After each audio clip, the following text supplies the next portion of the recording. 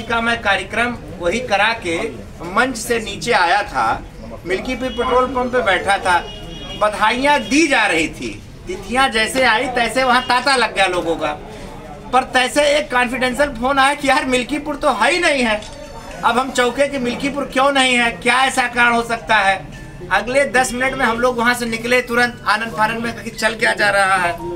पता चला कि मेरे ही द्वारा और मेरे एक प्रत्याशी और थे, आप समझिए पूरी बात। एक प्रत्याशी शिव मूर्ति थे और मेरे द्वारा एक याचिका हाई कोर्ट में लंबित है। इस कारण से मिल्कीपुर का चुनाव टाल दिया गया। अब तो मेरे लिए पैरों तले जमीन खिसकने के बराबर थी।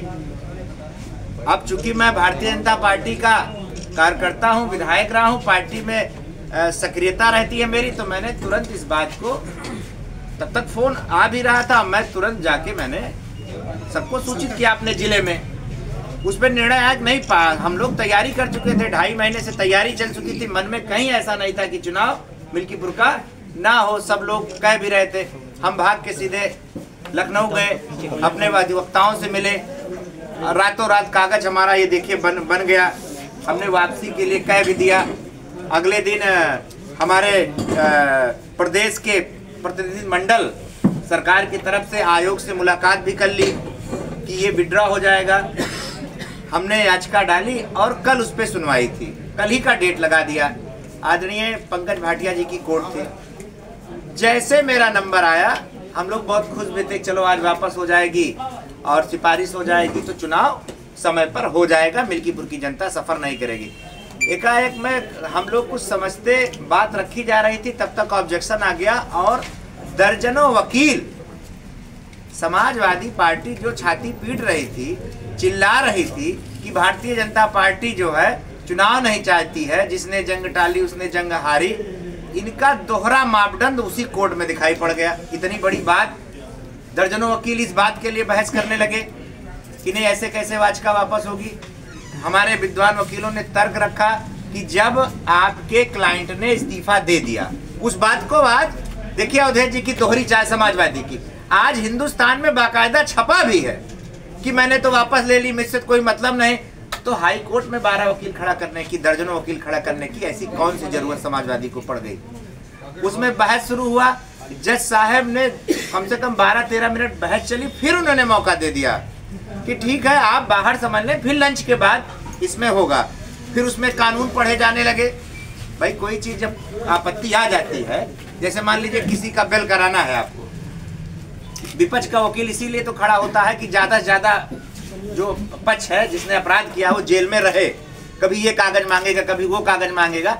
अब दाव पेच में मैंने देखा, लंच के बाद बहस हुई, वो लोग भी लगे रहे।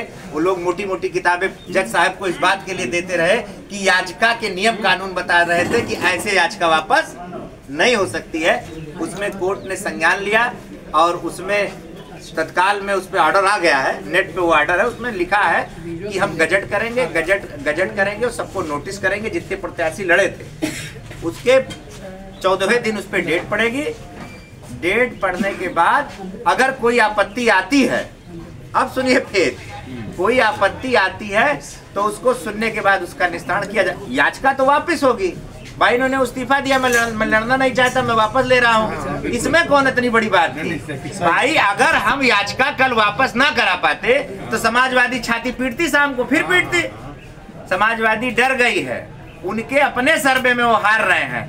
ऐसा अखिलेश जी बता रहे थे कि अपने जैसे जान पड़त बा कि हमारे भाजपा वाले उन्हीं के साथ चाय पिए थी। बल्कि उनके प्रवक्ता तो यहाँ तक कह रहे थे कि मतलब आपकी डील हो गई है टिकट को लेकर के, इसलिए आपने वापस नहीं, ये सब निहायती बात है। मैंने बार बार कहा, मैंने बार बार चैनलों के माध्यम से किया कि पार्टी बड़ी है। हमारे यहाँ भारतीय जनता पार्टी कमल के रूप में चुनाव लड़ती, वही उसका प्रत्याशी है। और हमेशा ये जो बेकार की बातें करते, हमेशा भारतीय जनता पार्टी टिकट जब देती है, हमेशा आचार संहिता लगने के, नामांकन के दिन तक टिकट देने की परंपरा हमारे पार्टी में, ये कोई नई परंपरा नहीं है। उसको लगेगा कि बाबा गोरखनाथ अच्छा चुनाव लड़ेंगे तो टिकट देगा, उसको लगेगा कि कोई और है तो उसको देगा। इस पे हमको कोई टिप्पणी नहीं करनी है। बस मेरा उद्देश्य ये था कि मिल्कीपुर की जनता सफर न करे, वहां पर चुनाव शीघ्र हो जाए। क्योंकि देखिए, आरोप प्रत्यारोप चाहे जो लगाए, अगर देखा जाए तो बहुत बड़ी बात इसमें निकलेगी। अकेले बाबा गोरखनाथ भी जिम्मेदार नहीं। ये ऐसा मामला था, देश का ये पहला मामला है। इस तरीके के मामला किसी को अंदाजा नहीं था, क्योंकि उस पर स्टे था नहीं। हमने हमारे 3 वकील थे, हमने राय ली थी। उन्होंने कहा था शून्य है मामला। जैसे मान लीजिए इस कमरे की लड़ाई चल रही है, ये कमरा आदमी छोड़ के चला कर, लो भैया ले जाओ, अब इस कमरे में जिसको रखना है आप रखो। हम बहुत कानून नियम नहीं जानते, हम इतना जानते हैं कि समाजवादी पार्टी एक चीज का जवाब दे दे, दोहरी बात वो क्यों करती है। मैं याचिका वापस ना कल करा पाता तो आप छाती पीटते, आप खूब हल्ला मचाते। आपने 1 दर्जन वकील खड़ा भी कर दिया और आप इंटरव्यू में दे रहे हो कि हमने तो इस्तीफा दे दिया, मुझसे मुकदमे से कोई मतलब नहीं है। तो इतना बड़ा कोर्ट के सामने, देश के सामने झूठ बोलना शोभा नहीं देता है। कोई डरा वरा नहीं है। 3 चुनाव हम माननीय अवधेश प्रसाद जी से लड़े हैं, कोई हम हवा में बात नहीं करते हैं। पहला चुनाव यही अजीत लड़े थे, 3416 वोटों से हार गए थे। नहीं, इनके छोटे वाले भाटी में लड़े थे, ये पूरा कुल खानदान से वहां जुटे थे। और दूसरा चुनाव ये खुद 29,500 के लमसम हारे थे। ये कहना कि भारतीय जनता पार्टी की वहां लहर नहीं है, एकदम गलत है। 93,500 वोट भारतीय जनता पार्टी को मिला है। और सांसदी में भी हम चुनाव हारे जरूर हैं पूरे अयोध्या में, पर आप आंकड़ा देखेंगे तो नंबर 1 के आंकड़े पे मिल्कीपुर बैठा है। वहीं से मिनिस्टर रहे, वहीं से मिस्तेन बाबू का गढ़ रहा, यादवों का गढ़ है, मुस्लिमों का गढ़ है। इसके बाद भी जो पीडीए का फार्मूला वहाँ सबसे ज्यादा मजबूत दिखना चाहिए, वहाँ दिखा नहीं, दिख पाया। वहाँ मात्र 7700 वोटों से जीते हैं। तो ये कहना कि भारतीय जनता पार्टी डरी है, चुनाव नहीं चाहती, ये सब बेबुनियाद बात थी। एक हादसा, एक प्रकार से ये मामला पूरे देश के लिए नया था, सबके लिए नया था। अब कोई बात आ गई है, उसका पटाक्षेप करने के लिए मैं गया। मैंने कहा भी अगर मेरे द्वारा कुछ हुआ है तो मुझे खुद दुख है इस बात का। मिल्कीपुर की जनता सफर कर रही है, वहाँ कोई प्रतिनिधि। पर हम ये पूछना चाहते हैं, जो चिल्ला रहे थे, ये क्या था कल 1 दर्जन वकील खड़ा करने का मकसद क्या था, ये समाजवादी हमको बता दें।